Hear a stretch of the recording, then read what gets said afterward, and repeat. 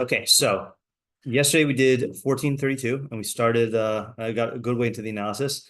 But I think I found an error or not error, oversight, but we'll see. We'll talk it out. Okay. Bira'aso yidache rasha v'chose v'moso tzadik. Okay, so loose translation, in his badness, intentionally vague, a rasha will be pushed or thrust aside, but a tzaddik seeks refuge in his death.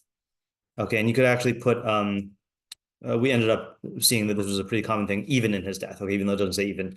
Okay, Tzaddik Gaon had a different approach, which we're not going to take right now. He said, but the Tzaddik, behold, he takes refuge in his encounter or in his meeting or in his attack, seemingly with the Rasha. Actually, that is an interesting approach. Okay, fine. Our scroll says, in his trouble, the wicked one is cast off from God, but he who takes shelter in him remains righteous in death. Refer said, in his adversity, the wicked is thrown over, but the righteous, even in dying, keeps trusting. Alter says, in his evil, the wicked is driven off, but the righteous finds shelter in his innocence, which he said that the moso should be bitumo. And then Isaac's rhyme was, in his badness, a rudder will be thrust aside like refuse, but in his death, a tzaddik seeks refuge. All right. So our questions were, main question is, what is the scenario here? Is the tzaddik interacting with the Rasha, or is this describing what each of them does in a similar scenario, or is it not even describing similar scenarios? Two, what are the definitions of tzaddik and Rasha in this context? And we saw from Matsudas David that it might not be the normal definitions of tzaddik and Rasha. Okay, that's what I want to work on today. Three, in the second half when it says bimoso, whose death is it talking about? In the tzaddik's death or in the Rasha's death? Four, what is this qualification of bira'aso? What does ra'aso mean? Is it saying only bira'aso, or is it qualifying it in some other way? Five, what does yidache mean? And also, so what that he's pushed aside? Six, what does chose mean? If it means seeking refuge, what is he seeking refuge from? And is chose b'moso defining a tzaddik, or is it saying something that he does? And also for the first half, is it defining Rasha, or is it just saying what happens to him? And if it's defining him, then how? How are the two halves opposites? Who is the intended audience? And what is the practical decision-making advice? Okay, so we had an initial observation from Isaac, who keeps on popping in and out of the chat, or in and out of the Zoom. Or I should say, Isaac keeps getting pushed aside, but hopefully not in his, hopefully not due to Rishus. The subject is how each of them handles situations of adversity. That's the approach we took yesterday.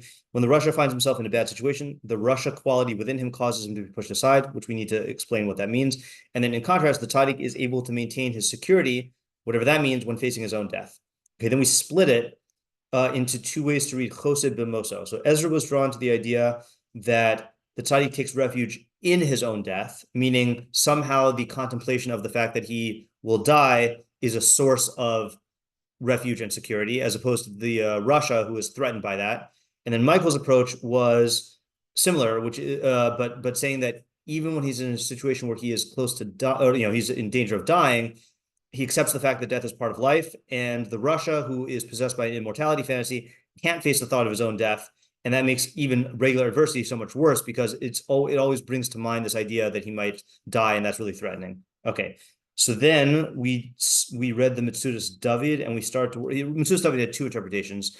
We only really worked on the first one, which is Ra'asa. The Isbo Ra'al HaRasha, when something bad happens to the Rasha, who nidche Hashem, he is pushed away from Hashem. Velo Yosef Livtoch Bo Odbo, and he does not continue to trust in him anymore. So we asked, what's with the implication that he initially did trust in God? That's a little weird. Okay, especially for a Rasha. And then avamish yechesed Hashem, but someone who takes refuge in Hashem, af bihioso karov lemisa, even when he is close to death, yechashev l'tzadik, he will be considered a tzaddik. So we said, what kind of definition of tzaddik is that, right? Like, what if you are? First of all, we said there's the problem of there's no atheist in a foxhole, right? Which is on the one hand, you could say that someone could lose his trust in God when he's in a bad situation, but on the other hand, it could bring out a trust in God. Does that mean you're a tzaddik? Especially in a Mishlei sense, but even in other senses, how could he be a tzaddik? Okay, so I want to set that aside for 1 second and point out, I think, an oversight that we had. I think we were treating chose as a synonym for boteach, like for having security. Okay. And I want to read Rabbeinu Yonah, which might be a completely different idea, but I want to show you. I think he's the one who made me realize our our oversight here. So Rabbeinu Yonah says, Baraso Tzadik and Rasha, because of Moso Kederach to Moses Rasha Ra. Oh, I always forget what that means. We say that, don't we? What is Tehillim 34? That's alphabetical. Yeah, go on. Which one is it? Like, B'Shnei says Tamu Lifnei Avimelech, right? Okay, that's a Shabbos substitute to Zimra. To Moses. Oops. Oh, it is. Okay, yeah. Not so alphabetical now. Vice shall bring death to the wicked. So it's saying Ra'ah is to Moses the Rasha. To Moses is a weird conjugation, right? It I would have said like Tamis, right? But it kills the Rasha. Visoni Tzadik Yeshamu, and those who hate Hashem will be desolate. Okay, I would be guilty, I'd say, or whatever. All right, fine. So he quotes that, and he also quotes in this is Mishlei, isn't it? Or is that Tehillim? Lahalan Mishlei. Kisheva yipol tzadik v'kam u'rashayim yichashlu bara'a. For 7, tzaddik will fall 7 times and get up, but a Rasha will stumble in his adversity, okay, in his badness. She'ein lo tekuma lifnei ra'a achas. He's not going to get up even after one bad thing. Ki lifnei sheven. Certainly, if he faces 7 bad things. Okay, the chose the moso tzaddik. Needless to say, he is going to take refuge at a time of ra'ah to not be cast aside the way that the Rasha is. Kigan b'moso, but even in his death, he takes refuge in Hashem to save his soul from death. As it says in Mishlei 10:2, tzedakah saves from death. V'ne'emar, and it says yachsof nafsho mine shachas. God will spare his soul, or will save his soul, withhold his soul from the pit of destruction, or from destruction. V'nemar v'yagiu ad shari mavis. They will reach to the gates of death. V'nemar meromami mishare mavis. He lifts me up from the gates of death. U'mitzinu she'amar Yeshaya l'Chizkiah. We find that Yeshayahu said to Chizkiah. This is, I assume, when Chizkiah was sick. Ki meis ata v'lo tichayeh. You're going to die and you're not going to live. He's Pala Chizkiah, and Chizkiah who prayed. V'amru zal she'amar Chizkiah l'Yeshayahu, and Chazal say that he told Yeshayahu, Kach mekubal ani mi'avosai. This is the tradition I received from my fathers. Afilu cherev munachas al tzavaro shel Rasha al yisyayish min harachim. What? All Adam. Oh, al Adam, shel Adam. Even when the sword is resting on a person's neck, then he should not give up hope. He should not despair of getting mercy. Okay. So first of all, just what would you say the subject is according to Rabbeinu Yonah? Doing mitzvahs, or like being interesting. Really interesting. Because okay, with the Rasha, it seems like what it means that Yidacha, the Rasha Yidacha is that he'll just be killed. There's no he's not gonna be saved like Tzaddik. Okay. Choseh Moso is not that he's seeking refuge in it, but that he'll seek refuge in God towards the time of his death. Right. He'll be saved, which is the opposite. Okay. Yeah. Okay. Right. So this is, I think, the mistake we were making, which is that, and I think we saw this in the Mitzvahs David a little bit in the second interpretation. It does seem to be we were talking, I think, about maintaining your values or your lifestyle or your bitachon even when you're facing death. He seems to be actually saying that he holds out hope that God will save him, which is a part of bitachon, but it's not like I was saying, especially like Michael was saying, even if you're going to die, that doesn't cause you to abandon your values. Yeah. But he's saying, he's putting the emphasis on he has hope that God will still save him. And then the Rasha seemingly does not have that. And even though he doesn't say this, Rabbeinu doesn't say this, it sounds like it's saying that, that the Rasha will be brought down because he lacks this quality, What is this quality? Right. So that's the question is Choseh Bashem, right? Is taking refuge in God. And that's why I think the English word refuge is different than bitachon. Boteach is he has security, which could mean internal or external security, but Choseh, taking refuge, seems to be external, like he holds out hope that God will still save him, So we need to like factor that in. And now I actually want to go back and just reread the second interpretation in Mitzudas. Oh no, it wasn't. What did I see it then? No, never mind. It was not in Mitzudas David. Yeah. Where do we see like because of their chataim, they're like scared? Did we see that in this one? I thought we only read Mitzudas David yesterday. Did we read any other commentary? Might have been in a different pasuk, Yeah, or maybe from a different translation. maybe. Let's look here. I don't know. Yeah. Oh, also just another thing that the emphasis according to Rabbeinu Yonah is not like Art Scroll. He remains righteous in death. That's more like what we were saying, that he maintains his tzidkus, you know. Yeah. So I want to understand Rabbeinu Yonah, and then I also want to. I know I'm swinging back and forth, but I want to go back to Mitzudas David for a second. This is a wild possibility. Okay. So I was thinking about, you know, the question of how is this guy a tzaddik simply because he trusts in God, he takes refuge in God even when he's close to death. That doesn't make you a tzaddik necessarily. And similarly, where do we get that the Rasha used to trust in God? Okay, so here's my radical move, which I'm not convinced about. I just want to read it. And again, my premise here is that Mitzudas David is very like deliberate in his word choice. Okay, he does not say Aval mishi yechzeh b'shem af yoso karv l'misa tzaddik hu. He says yichashiv l'tzaddik. He will be thought of as a tzaddik. So what I wonder is whether this is not even talking about objective qualities, but if this is talking about public perception. Okay, for example, and you know, hashgacha. I was in the car yesterday and I finished listening to I finished listening to what I was listening to. And I was like, random Rabbi Moskowitz discussion, go right in the middle.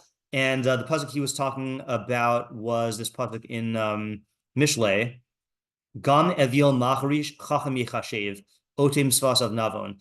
Even a fool, if he silences himself, will be considered a chacham. And one who stops up his lips is a navon, or will be considered a navon. So that is clearly, he doesn't mean he actually is a chacham. It means he'll be thought of as chacham, you know, yichashev. So again, not to say that Mitzudas David has to be using it in that way, but what happens if we read Mitzudas David to be talking about public perception? And then you could ask the question, well, who cares how he's perceived, you know? But then I'm thinking also about like, you know, this might explain the Rasha thing that we're talking about a guy who actually did trust in God. And then once something bad happens, he ceases trusting in God. So he will be considered a Rasha, you know? Yeah. Okay, so I read it as Yechashev Tzaddik as like to God. So like, oh yeah, right. That's how I was reading yesterday. Yeah. Okay, so we're saying this is like possibly be read as like the publicly public perception, exactly. And I think also if we're gonna say like Rabbeinu Yonah that they're trying to save from death, yeah, this is also like if you're viewed as a tzaddik, then like people are gonna rush to your aid. Right, no one's gonna want to actually harm you. Right, that might be true also. Yeah, I it's interesting because the pasuk doesn't spell out what the ramifications are, but the image I have here, which again, I'm not saying that the people did this, but like sorry, I'm not saying that the people actually had the type of hope that that Rabbeinu Yonah is talking about, but the powerful imagery of the Jews singing Ani Maamin as they went to the gas chambers is a very stirring thing that people that is inspiring to people, that inspires people that even when they are dying, they are trusting in Hashem that he'll bring the Geula, you know. And I won't say people consider them tzaddikim in the Mishlei sense, but I think people do ascribe righteousness to that, to the ability to like affirm your trust in God when you're at death's gate, you know. So like that's like what I'm toying with here. And then I'm just going to get everything else on the table. One thing which we did not consider yesterday is the possible connection to the previous pasuk. Oshik dal cherif osehu umechabdo chonin evyon. Which now that I'm saying this, I think this does lend credence to the way I'm reading Mitzudas David, is one who oppresses the wrong, insults or disgraces God, but one who honors God is chonin evyon. So maybe this is about perception and about what this reflects in terms of your relationship with God, you know. And also, if we broaden the case of Dal and Evyon, which again, some of Farshim do this, is that it's beyond just poverty. We're talking about people who are in lowly states, like Mikimim Afar Dal, Miash Post Yurim Evyon. is not just dire poverty, but like, extreme oppression, or like you're being trampled on by society. So like, yeah, that's all on the table. This is what I was thinking. Rabbi Lazar was making fun of. Yeah, remind me again. That rings a bell. When we did that pasuk, there was a Gemara in Timeless that was brought down about, I think Rabbi Lazar, who like would call it some guy like Makur, like Oh yeah, right. like, You're ugly, yeah. Are all people here not ugly? Yeah. Yeah, right. Say that to God, right? Yeah, that was funny. I meant to go back and look at that again. Yeah. Okay, so what do we have? And again, I'm not saying these are all the same approach. I'm just like throwing it all on the table here. Can I ask a question? Yeah. Just okay. Well, first, I mean, I'll say before the question. For one, I mean, I think as far as like the goal for this person and why this would fit as a Mishlei pasuk, and so far as like a person's either immortality, or at the very least, like if they are say close to death or anything like that, that people do want to be considered to have been a great person, Right. So whether it's like actually going to be at death or not, Yeah. I'm just saying this is like a good way to get yourself to be perceived as having been a great Yeah. person if you're going to die tomorrow. Right. Yeah, that's a good point. A question I would have to that then is, and I don't know, is this something that is allowed to be prescribed? Is prescribed in Mishlei to follow and serve God just so that you can, like, with the ends being your own aggrandizement? Say that one more time. Like over here, what it sounds like is Bibotech Hashem right before you die. So Jose. Yeah. Be close to Hashem right before you die. Yeah. So that other people will look at you in a good way. So I'm asking, is that like allowed to be prescribed to In Mishlei? Yeah. Yeah, that's a good question. I'm inclined to say yes. That aspiring to be a tzaddik is a for the low lishma being viewed as such would be within the realm of Mishlei. I've never seen it before, but it could be. Okay. Going back to your first point before I call on Isaac, a good example of this is I was thinking about this because what's his name just died? Who's Theoden? The actor who plays Theoden. Theoden actor. Bernard Hill. So Bernard Hill in Titanic played Captain. What's his name? Okay, whatever. He played the captain of the Titanic, Captain Edward Smith, right? So that was the first time I saw the depiction of the captain going down with the ship. Like that's a thing. That's like a thing in maritime ethics. I don't know, of like I don't know where it started or when it was practiced, but like there's this spoiler, the Titanic sinks. Okay. But he is the captain, and he basically like goes into the what do you call the place where you steer the ship? The wheelhouse? No, I don't know. And he allows himself to like be inundated by the water, in the ship, and that's like viewed as an honorable thing, that the captain like is a captain until the end, and the reason why I'm using this example is like it's not even connected necessarily to Kiddush Hashem. It's like a category in the human mind though of like people looking at someone who is maintaining their role to the very end. I think like that's the address that people that people have there. Yeah, so that's a good observation. Yeah, Isaac. Yeah, so I think along similar lines, I think people do want to be viewed as like a really good person. Yeah, and I think so. I'm going to combine it with last week's pasuk that someone who just like they get like they like take they like help out people who are definitely not going to help them back, and like because they're destitute, and is like doesn't lose their like taking refuge in Hashem, even like even to the end. Like people are gonna like talk about the person like, wow, they were such like those are like things that specifically people will be like, wow, they were such a like a such a good person because they like they did XYZ. Mm-hmm. Right. So what's your point about that? I just missed the point. Meaning the point is it's saying if you want that to be looked at, I think similar to what Dov was saying, if if you want to be looked at, positively, maybe your legacy or whatever, then these are things to do. Right. And it will cause you to live up to that, I think. I actually Yeah. want to read a little snippet of a conversation on my high school chat, which I actually think does support this idea.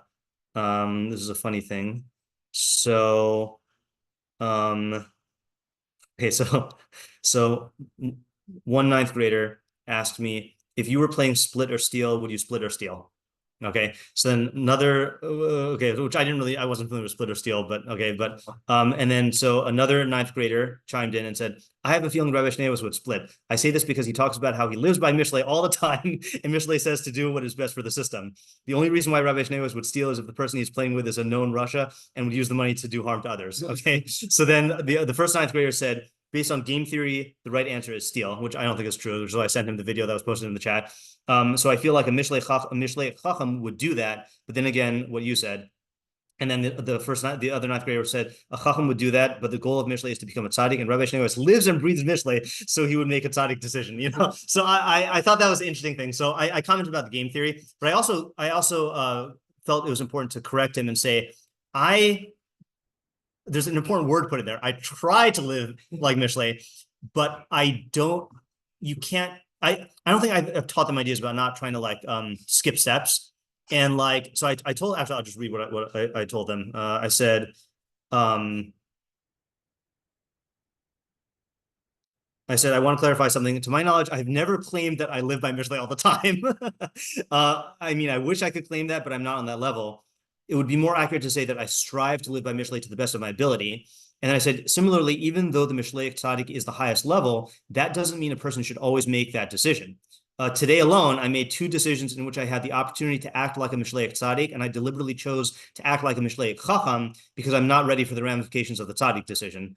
But what that dialogue revealed to me, which again, I take it for granted, that of course I'm not going to try to be a Mishlei Tzaddik if I'm not on the level, but that this ninth grader had this idealized image of oh, of course, you should strive to be a Mishlei, like a Mishlei Tzaddik, and aspire to that. And I think doing actions that are, it's like Rabbi Moskowitz used to say, the best lo lishma is to try to do actions to be viewed as a chacham, or to want to be viewed as a chacham, because then you'll do actions that make you viewed as a chacham, and that'll actually make you a chacham. It's the same thing with a tzaddik. So I think there is value in let's say you're not a tzaddik. A tzaddik is not going to need to be told this. The audience is clearly someone who's not a tzaddik, right? Or someone who's not a tzaddik trying to be a tzaddik, or someone who's witnessing a tzaddik. So if you're not a tzaddik, but you idealize this decision in that scenario, it will cause you to aspire to doing that, I think. Yeah.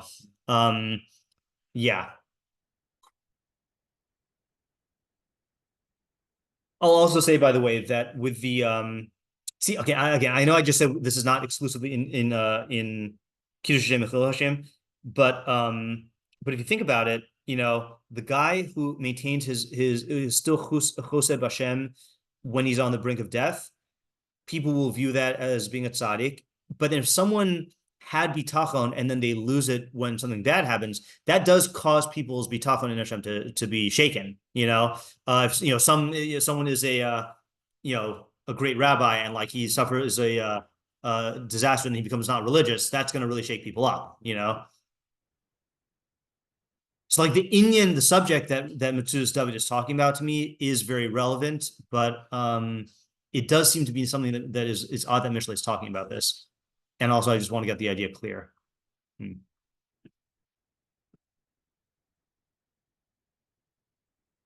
Still working from yesterday on Mrs. David.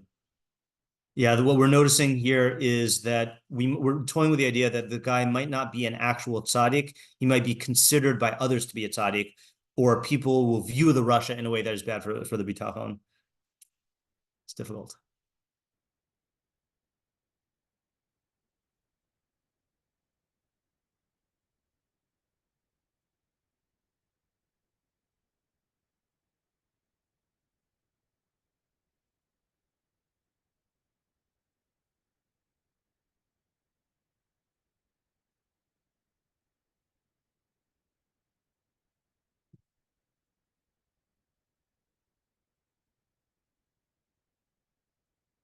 Okay, here's another weird approach. Okay, with Mitzvahs David. All right. So let's say you're not a tzaddik. Okay.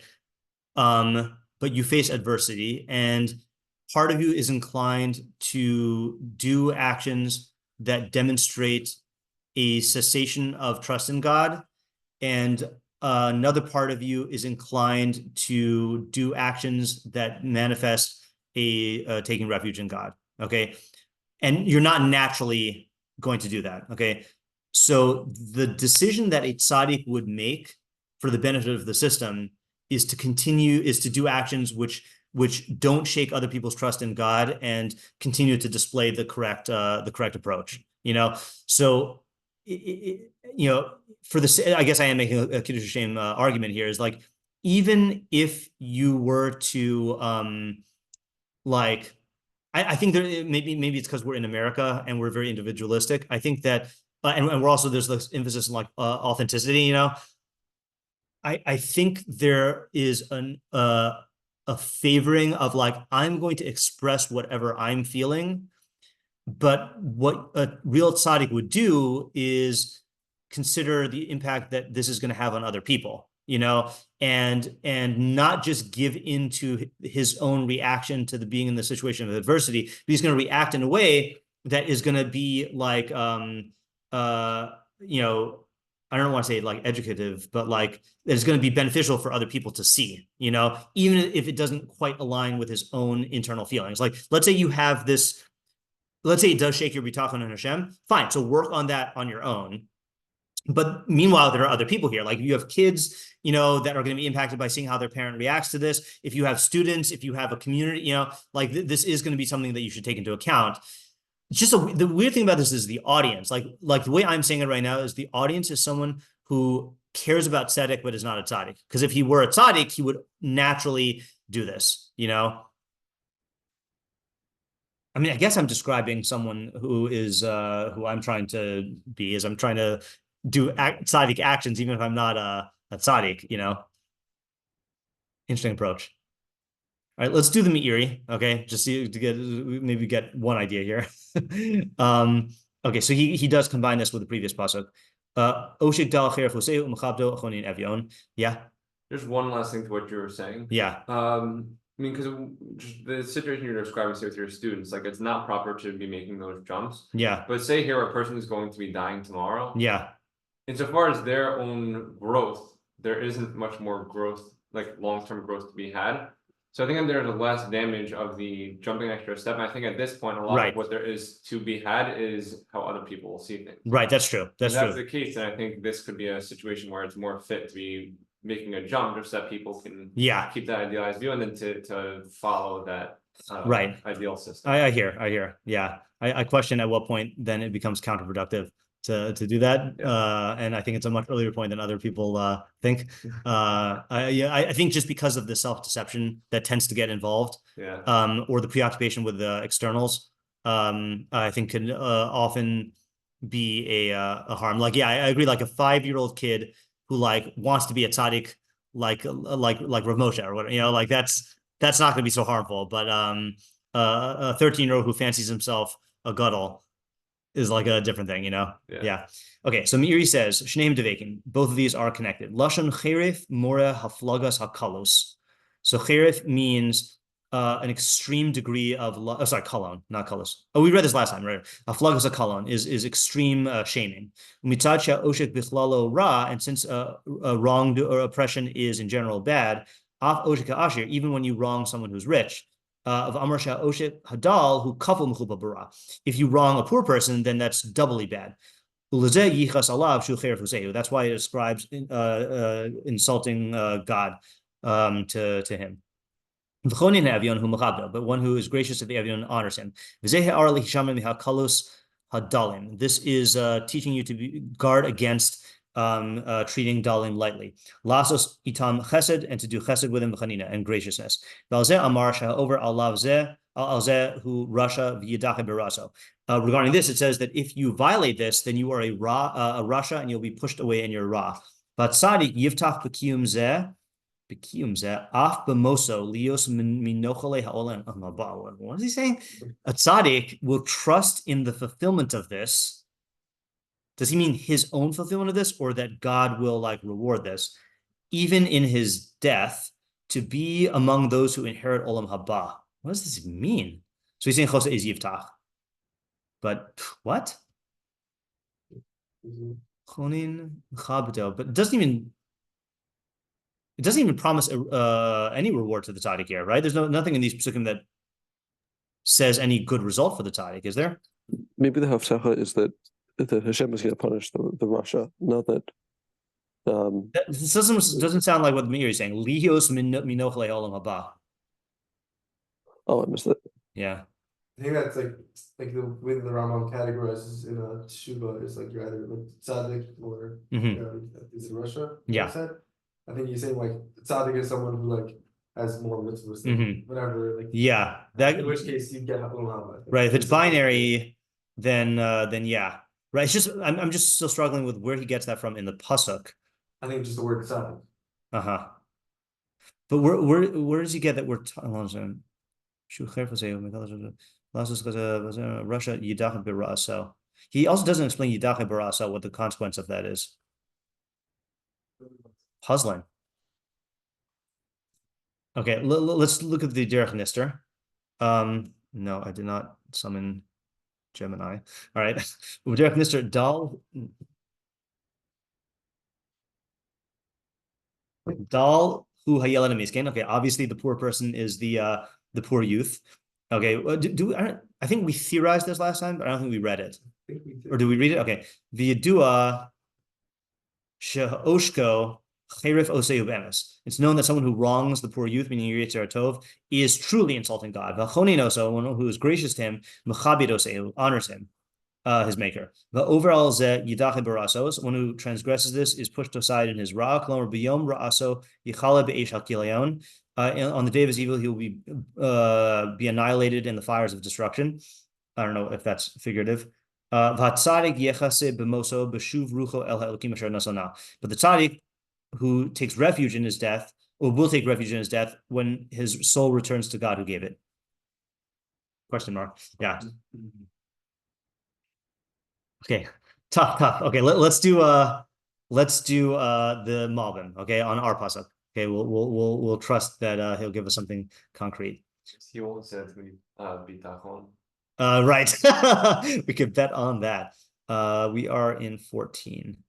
Yeah. Oh, by the way, I know I've said this before, but I really do need to do a new Mishlei tier ranking because my tier rankings have changed so much. I mean, in terms of the shiur? In terms of the Mefarshim, yeah. Because someone, Remy Roof was asking me about it yesterday. And so I would like to do that. Maybe if we find a spare day to do that, then we could do that. Okay. Okay. Oh no. Oh, okay. Oh yeah, he does. Okay, fine. There's just no separate Dibur Mafka. Okay. So did we? I think we read that. Yeah, we read this last time, right? So he says, Hashem did not create man for his evil, but only for his good. And any creature that he created, every creature he created, he prepared for him his mazon and the tools by which he could secure that mazon. And this is part of the glory of the Maker, that he created everything for their benefit and that they live a life of enjoyment and good. However, with man, whose livelihood is difficult to acquire, there are poor people and halakim, whatever the halakaim, who don't get what they need. God prepared in the nature of man the desire to help his fellow. Like it says, the wealthy man and the poor man meet, God makes them both. For the poor person will do work by the rich person in order to get, who has a lot of work and needs workers. And then the Evion will receive tzedakah by way of matana. And someone who wrongs the poor and does not give him his payment, who withholds his payment, insults God as if God created the poor person for his harm and did not produce for him his necessary, necessary allotment of food and his livelihood through which he could persist. And this is a great insult to the Maker, that he would make a living creature and not produce his needs. And they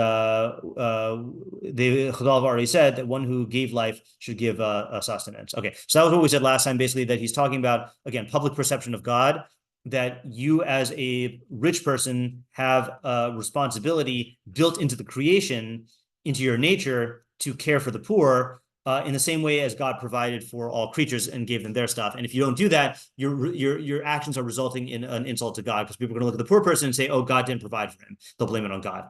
Okay, and then he says, "B'ra'aso yidach Rasha harasha gam kishu b'ma'ala rama yidach mimakum lever shachas." The Rasha, when he's on a very high level, will be pushed off of his perch to the pit of destruction. V'hadichu hazeh yeh b'rasa, and this pushing off will be through his ra'ah. Shera'aso asma tidichayna b'mimakom. The ra'ah itself will push him away from his perch, off of his perch. V'tzadik lo levad shlo yidach b'odo chai. The tzaddik will not only will he not be pushed off while he's alive, ki gam b'moso hu choseh b'Hashem uv'tzel kanafav. Even in his death, he'll trust and take refuge in Hashem and in his wings. Okay, not even connected and not explicit. Okay. Difficult. Who's going to help us now? Moshe. B'moso shel Rasha ha'orev lo nitol hatzadik misakana. Okay, so that's a different reading than what we've experimented with. That in the death of the Rasha who lurks for him, the tzaddik will be saved from his danger. Ve'in od lo mima yifchad, and he won't have anything else to be afraid of. Harotze lefarsho al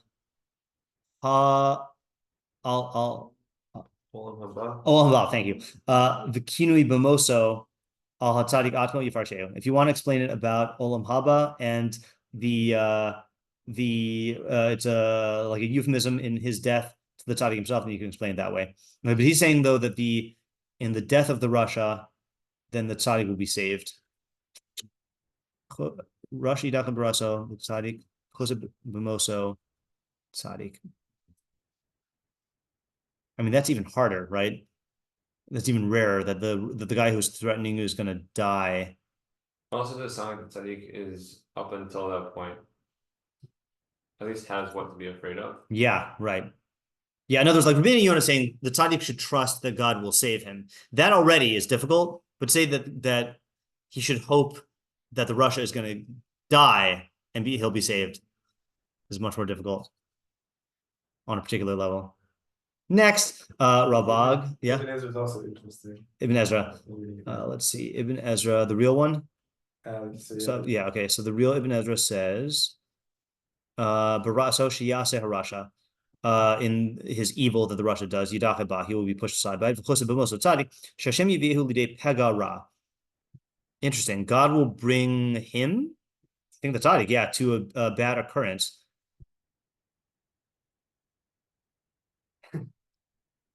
Okay, I get that, right? In other words, the Rasha is going to suffer. So presumably here we're talking about someone who did something that deserves an onesh, let's say, okay, right? So the Rasha is going to get the onesh and be totally destroyed by it.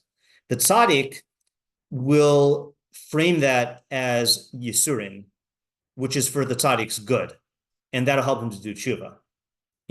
So the same thing is happening to both of them, but the tzaddik is going to actually view this as God. In other words, as we're saying, mavis does not mean literally mavis, means a pegara, and the tzaddik will trust in God in the pegara, and that'll be a source of refuge for him. The fact that he'll use that for tshuva. V'ani mefarish ki mos harasha ma'chazel tzaddik. I say that the death of the Rasha is a shelter for the tzaddik. Ki b'chayav yarov oso mafakin mimin. Okay, that's like what the Holy Moshe said. Rabag. This is called desperation mode, yeah? I'll say for one, with the Rasha, one of the difficulties of having bad things occur to him, yeah, is if he's building up like this complex of he is the runner and ruler of everything. Yeah. For something to go bad is directly going against, one or two things, either he's not fully in power or somehow under his power, something bad is happening to him. Yeah. Either way is something he's going to have to totally deny and push out. Mm-hmm. And I think that does make it he can't fight external reality. Yeah. I think that does then, when that fight happens, he's going to lose because he can't he can't win out. Right. Right. His whole premise is that this can't be happening. Yes, because So he is the one who is in power. right. Yeah. And then from there, that external circumstances are going to push him out of. Right. That's a good point. Okay, Rabag, Barasa Yadacha Rasha. Hine Rasha Yadacha Baraso Kishetavolo Mehemin Bashem Yisale. Okay, so the Russia's evil that comes to him will push him away from believing in Hashem. Ki Yerav Vizkatev Belokav. He will starve and he will get angry at his God. Upana Lama'ala, and he'll turn upwards. Okay, I think it means like he'll direct it upwards. Okay, so the tzaddik will not be pushed aside from his emunah, even when if the cause is death, but he will take refuge in Hashem. That's the closest, I think, to the approaches we were saying yesterday, right? Because it's not saying that he is going. I mean, he's not explicitly saying that God is going to save him, but he's saying that he won't. A situation of lack or being close to death is not going to cause him to rage at God or to deny God or anything like that. Yeah. Okay. Yuchas l'radak. Barasa yidach Rasha l'gehenom. See, this is a good raya, by the way. It's not an absolute raya, but I think this is to me a good raya that this is not actually written by the Radak, because I don't think the Radak talks about Gehenna and Gan Eden in this way. I think if he were to talk about it this way, he would quote Chazal as talking about it, but like Radak in this regard was a Maimonidean, as far as I know, and he's not going to be talking about Gehenna and Gan Eden in that way. Okay, O Perusho, V'chose b'moso tzadik, hakinui l'rasha, klomar, b'ra'a she'ose harasha, yihye nidche min ha'olam, v'tzadik chose b'moso ki lo yuchal l'harshia od. Similar to like the whole emotion. Yeah. Yeah. Ibn Kaspi, please. V'raso yidacha be'es moso, when he dies. Okay, so that's interesting. He puts in ra'aso. He's interpreting that in light of Moso as opposed to the way we were doing the opposite. The choser had nismach elav. Yeah. See, this is I think I might have said this when I translated. Choser is lacking an object, right? Like it should be he's choser in something. Kamo Moshia chosim. I don't know why that's a raya. If he das k'tas mefarshim ha'inyan chosed b'Hashem, right? So you have to say it's one who takes refuge in God. Vatam ki asachal b'voy la pega me ibud hono o banav o be'es cholio umoso azidacha. So the fool, when misfortune occurs to him, either he loses his money or his children or his sickness, he has sickness or death, he will be pushed aside. K'omro v'his katef v'kala b'macho. As it says, he got angry and cursed his king. Wow, that's an interesting interpretation of dying by the divine kiss, that you're trusting in God. Never heard that one before, and that's alluding to something. Okay, maybe Yavin, I guess. Okay, and then in the second Ibn Kaspi Perush, he says, he trusts in his death, unqualified, absolutely. V'tamo b'mesha roy, v'huakel, o ha'emes. Okay, so what does it mean? It means he trusts in God or in reality, and they're all the same. That's how I'm reading it, okay? Vatam, I mean, that's in line with what we were saying also. Vatam ki atzadik af es hamaves shuha ra'a hayoser mufleges. So even at the time of death, which is the worst ra, hine hu chose bakal. He trusts in God. Zeh hefech barasa yidach Rasha. So at least there are some Mepharshim who do support us here, even if they're hard to find. There's not going to be any Shadal, Rashi. Okay, fine. Yeah. I mean, that is an interesting thing also, right? That is true of a Rasha and a Tzaddik, is that the Rasha does view physical existence as the real existence, because his whole life is about dominating others and dominating the system and getting power and kavod. That's all worldly phenomena. So for him, death is going to be the ultimate evil. But the tzaddik is going to view this world and all of the tzedek in it as a means towards perfection of the soul for himself and others. So he is going to still be able to have trust in God, even when he's facing death, because death is not the end of the journey for him. Yeah. I requested favorite in the Farish. Yeah. Oh, I forgot about him. I should have looked there earlier. He often has good stuff. Tama pasuk oops. I mean, Barasa Yidacha Rasha v'chose b'mosa Tzadik. Al derech to Moses Rasha Ra. Gomer v'chose.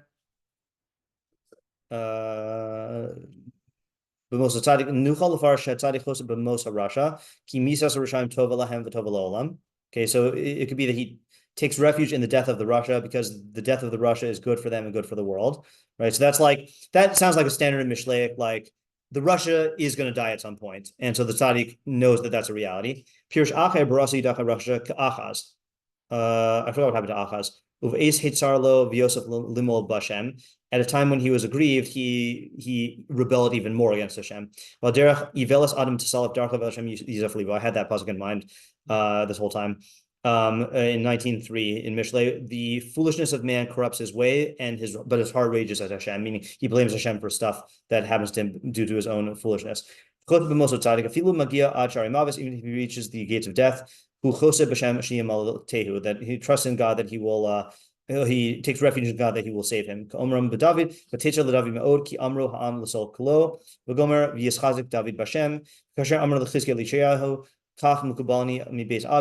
Abba afilu cheref chada munachas al savaro shel adam al yimna es asmu minarachmi v'omer merumi mishari mavis pirush achar shiyom hamavis tamid bein einav. Yeah, he's constantly thinking about death. Memento mori. Lefikach hu tzaddik, and therefore he's a tzaddik. That is like what you're saying, right? Or along your lines. V'choseh b'mi shebiyado nefesh kol chai lahamis ulachayos, and he trusts in the one in whose hand is the soul of every living creature to kill or to bring life. Okay, that's good. Right, machase tzadikim. So that's like before. Okay, right. So in other words, his trust in God. I mean, that's like what we were saying yesterday in several regards, right? In either the fact that this is a natural part of life, or this is all in God's hands, or I know I'm going to die and I have no illusions about it. Yeah. Okay, I got to go now. But all right. So look, we got to remember this is not a failure. Okay, right? We definitely got good ideas yesterday, but the ikar benefit of Mishlei, as I'm coming to learn, is the thinking through the psukim and the exploring the decision-making angles, even if you don't get a concrete pirush of the pasuk, which we did get. We just didn't get it from the Farshim as much as we ordinarily do. Yeah. Okay. Sorry, iyun. Thank you. Yeah. Thank you.